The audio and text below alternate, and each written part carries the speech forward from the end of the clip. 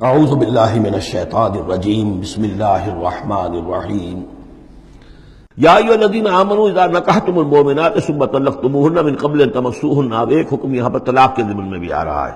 پہلے آ چکا ہے کہ اگر نکاح ہو چکا ہے کسی سے اور کوئی مہر مقرر نہیں ہوا تھا لیکن پھر بھی طلاق اگر دے دی ہے تو بہرحال اسے کچھ نہ کچھ مہر جو ہے وہ اس کو کچھ نہ کچھ دے دلا کے رخصت کرنا چاہیے. اور اگر ملاقات سے قبل نکاح دی ہے، مہر طلاق دے دی ہے، مہر مقرر ہو چکا تھا تو آدھا مہر دینا ہوگا. اب یہاں مسئلہ آ رہا عدت کا.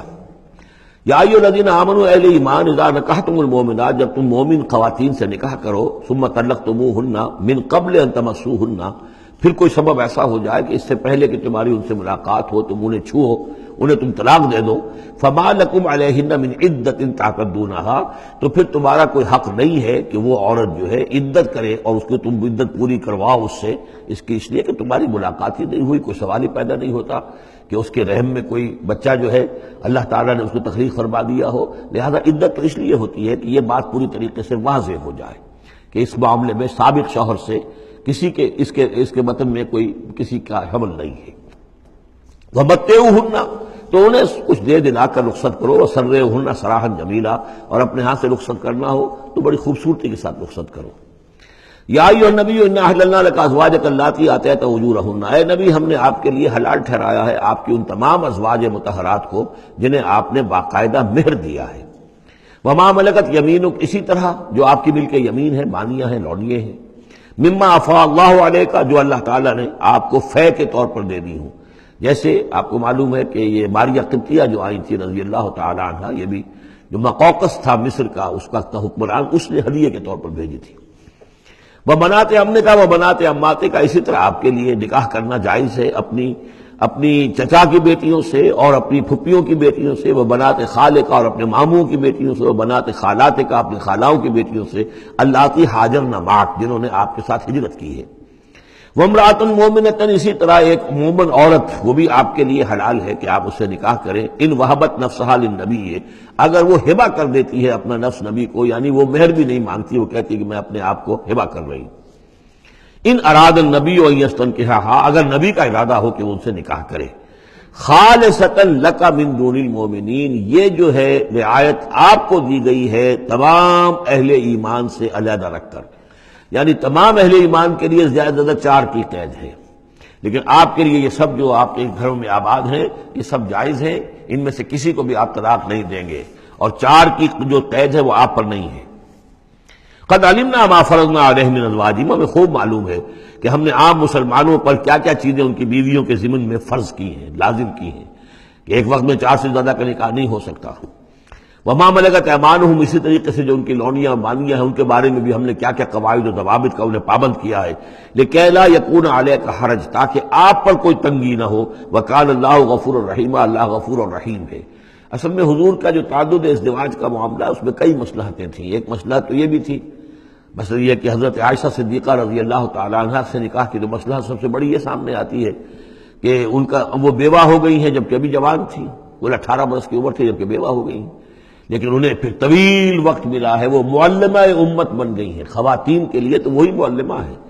جو بھی زن و شو کے تعلقات ہوتے ہیں اس میں خواتین آ کر مسئلہ پوچھتی تھی تو ام المومنین صدیقہ رضی اللہ تعالیٰ انہیں بتاتی تھی. تو طویل امت، اس لیے کہ امت کے لیے تعلیم کا کوئی اور نظام تو نہیں تھا. اسی طرح عرب کا جو معاشرہ تھا قبائلی معاشرہ تھا، اس میں یہ ہوتا تھا کہ کوئی بڑی شخصیت جو ہے اس کے دوسرے جو قبائل ہیں ان کے سرداروں وغیرہ سے کوئی رشتہ داری اگر ہو جائے تو اس سے بھی ایک تقویت حاصل ہوتی تھی اس نظام کو. تو یہ مختلف اسباب سے حضور کے لیے خاص طور پر یہ رعایت جو ہے کی گئی ہے کہ جو عام مسلمانوں کے لیے نہیں ہے. وکان اللہ غفور الرحیم، یقینا اللہ غفور الرحیم ہے. ترجی من تشاء منہن وتؤوی الیہ من تشاء، اور پھر یہ بھی کہ آپ کر سکتے ہیں کہ ان میں سے جس کو چاہیں ذرا اپنے سے دور کر دیں اور جس کو چاہیں اپنے قریب لے آئیں. یعنی وہ مساوات بھی حضور پر لازم نہیں تھی، اگرچہ حضور نے کی ہے لیکن وہ مساوات حضور پر لازم نہیں تھی.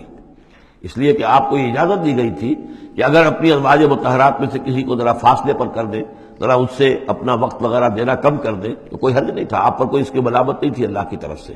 کسی کو زیادہ آپ اپنے پاس رکھیں یا زیادہ اس کے پاس ٹھہریں تو اس میں بھی کوئی پابندی آپ پر نہیں تھی. صاف اجازت دی گئی ہے. ترجی من تشاء، جو دور ذرا کر دے اپنے سے جس کو چاہے. وَتُؤْوِي إِلَيْكَ مَن تَشَاءُ، اور جس کو چاہے وہ اپنے پاس قریب کر لو، وَمَنِ ابْتَغَيْتَ مِمَّنْ عَزَلْتَ، اور جسے آپ نے کہیں ذرا سا اپنے سے پرے کر دیا ہو، اگر انہیں دوبارہ قریب اپنے لانا چاہو فَلَا جُنَاحَ عَلَيْكَ، تو اس میں بھی آپ پر کوئی حرج نہیں ہے۔ ذَلِكَ أَدْنَىٰ أَن تَقَرَّ أَعْيُنُهُنَّ، یہ زیادہ قریب تر ہے اس سے کہ ان کی آنکھیں بھی ٹھنڈی رہیں، وَلَا يَحْزَنَّ، اور وہ رنجیدہ نہ ہوں، یعنی ایسا نہ ہو کہ کسی اپنی زوجہ محترمہ سے آپ ذرا زیادہ دیر کے لیے جو ہے وہ دور رہیں، ایسا بھی نہیں ہونا چاہیے، ان کی بھی آنکھوں کی ٹھنڈک رہنی چاہیے۔ وَيَرْضَيْنَ بِمَا آتَيْتَهُنَّ كُلُّهُنَّ، اور تاکہ وہ سب کی سب راضی رہیں ان چیزوں سے جو آپ انہیں دیتے ہیں۔ حضور کا معاملہ یہ تھا کہ آپ نے کامل مساوات برتی ہے، ناپ تول کے ساتھ، نان نفقہ سب کا برابر، وقت اپنا سب کے ساتھ برابر، باریاں مقرر ہیں اور باریوں پہ ہی آپ سب شب باشی فرماتے تھے، آج ان کے پاس ہے، کل ان کے پاس ہے، پرسوں ان کے پاس ہے۔ ایک وقت آپ نے رکھا تھا جب مدینے میں آپ ہوتے تھے تو عصر اور مغرب کے درمیان چند منٹ کے لیے، 5-5 7-7 منٹ کے لیے آپ سب کے ہاں ہو آتے تھے تاکہ سب سے اس روز کی ملاقات ہو جائے۔ باقی یہ ہے کہ شام کو شب باشی، ظاہر بات ہے رات کو کہ ایک کے ہاں ہوتی تھی، اور ہر چیز کے اندر جو ہے حضور نے صلی اللہ علیہ وسلم پوری مساوات کی ہے۔ اور اس پر بھی آپ کہتے تھے اللہم ھذا قسمی فیما املک، اے اللہ جو چیزیں میرے اختیار میں ہیں، جن میں ناپ تول ہو سکتا ہے اس میں تو میں نے برابر کی تقسیم کر دی ہے، فلا تلمنی فیما تملک ولا املک، تو اللہ مجھے اس پر ملامت نہ ہو کہ جو میرے اختیار میں نہیں بلکہ تیرے اختیار میں، یعنی میرا دلی رجحان اگر ان میں سے کسی ایک طرف زیادہ ہے تو ظاہر بات ہے انسان کو اس کے اوپر اختیار نہیں ہے، اور یہ سورہ نساء میں آ بھی چکا ہے کہ یہ معاملہ تو تم چاہو بھی تو اس میں تمہارے لیے ممکن ہی نہیں ہے کہ اس قلبی رجحان کو بھی برابر تقسیم کر سکو، یہ تمہارے اختیار میں نہیں ہے، تو ظاہر بات ہے اس کے اوپر اللہ تعالیٰ کی طرف سے بات کچھ بھی نہیں ہے۔ واللہ یعلم ما فی قلوبکم، اللہ جانتا ہے جو کچھ کہ تمہارے دلوں میں ہے، وکان اللہ علیما حکیما، اللہ علیم اور حکیم ہے۔ لا یحل لک النساء من بعد، لیکن اب اس کے بعد جتنے بھی نکاح آپ کر چکے ہیں اب آپ کے لیے کوئی اور نکاح کرنا جائز نہیں ہے۔ یہ صورتحال بس اب فل سٹاپ لگ گیا ہے، اب نہ تو ان میں سے کسی کو آپ طلاق دیں گے اور نہ ہی مزید کوئی شادی کریں گے۔ ولا ان تتبدل بہن من ازواج، اور نہ یہ کہ آپ ان میں سے کسی کی جگہ کسی اور کو لائیں گے۔ ولو اعجبک حسنہن، خواہ آپ کو وہ بہت پسند بھی آئی ہو، اگر کسی خاتون کی طرف آپ کی رغبت ہو بھی گئی ہو بربنائے طبع بشری، تو اب آپ کو مزید نکاح کی اجازت نہیں ہے۔ دیکھیے قرآن مجید صاف صاف بات کرتا ہے، خود حضور نے صاف بات کی ہے، مجھے تمہاری اس دنیا سے 2 ہی چیزیں پسند ہیں یا شاید 3 چیزیں پسند ہیں، ایک تو یہ کہ خوشبو پسند ہے، ایک عورتیں مجھے پسند ہیں۔ تو جو آپ نے اس میں قطعاً کوئی آپ نے جھجک نہیں رکھی کہ جو باتیں ہیں، جو بھی فطرت ہے انسان کی اور جو بھی اللہ تعالیٰ نے بنائی ہے اس کے مطابق، تو آپ نے فرمایا کہ مجھے تو دلچسپی ہے، کوئی شک نہیں۔ وَلَوْ أَعْجَبَكَ حُسْنُهُنَّ، اگرچہ کوئی آپ کو زیادہ ہی پسند آ جائے لیکن یہ کہ اب آپ کو اجازت نہیں ہے نکاح کی، إِلَّا مَا مَلَكَتْ يَمِينُكَ، سوائے اس کے کہ جو آپ کی باندھی ہو، کوئی لونڈی ہو، کسی جنگ میں اگر وہ معاملہ ہو جاتا ہے تو اس کا معاملہ علیحدہ ہے، یہ نکاح کا معاملہ ہے۔ حضور کے ہاں 2 لونڈیاں ہیں، ماریہ قبطیہ اور ایک حضرت ریحانہ رضی اللہ تعالی عنہما۔ وکان اللہ علی کل شیء رقیبا، اللہ تعالیٰ ہر چیز پر نگران ہے، ہر چیز کا پہرہ دے رہا ہے۔ صدق اللہ العظیم۔